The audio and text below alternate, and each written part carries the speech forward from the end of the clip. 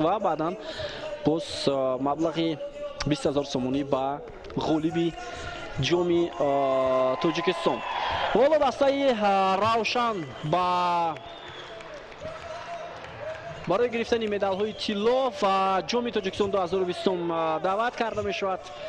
در پیش البته زکیر عبدالخیرов فوتبالبازی که در هیئت اساسی امروز هنرنمایی داشت و بعدا فوتبالبازان دیگری این دسته مخصوصا بازیگرانی که در دیدار امروز در کرسی احتیاطی بودند اسم اونها را می توانیم بگیریم.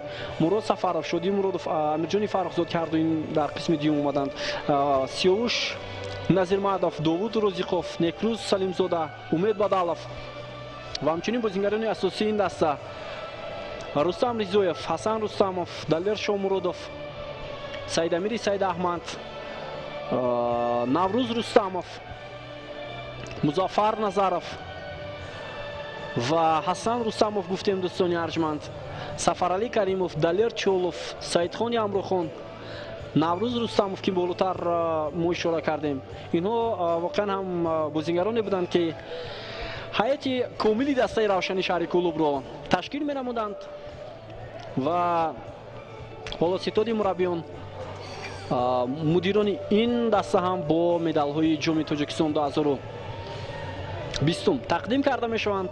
غیرت علی میرحمیدov را در اکران می بینیم که بسیار خوشحال است و رستم ریزویف.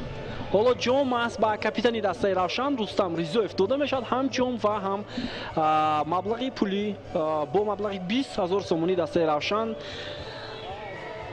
مکافاتانیده می شود. این مبلغ هم برای روشن و هم برای خطلان واقعا هم لازم بود در همین وقت ساعت که اونها توانستند اون را به دست آورده.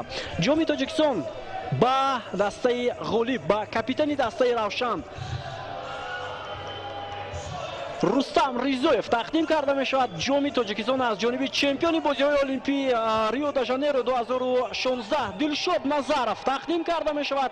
معاون کمیته جوانان و ورزش نزد حکومت جمهوری تاجیکستان. مبارک باشد با دسته روشن، با تیمی که مرتبه دوم در تاریخ صاحب استقلالی کشور برنده جام تاجیکستان شد و البته این پیروها و این راهی که فوتبالبازان دسته روشن طی کردند نهایت نتیجه داد و اونها بعد از اون که در لیگ یکم هم با سری بلند ارزنده بازی کردند، همچنین در جام تاجیکستان هم توانستند یک جایزه خود را به دست آورده و سال 2020 را با یک صحیفه های نشان رس در تاریخ موجودیت خود البته با انجام رسانیدند.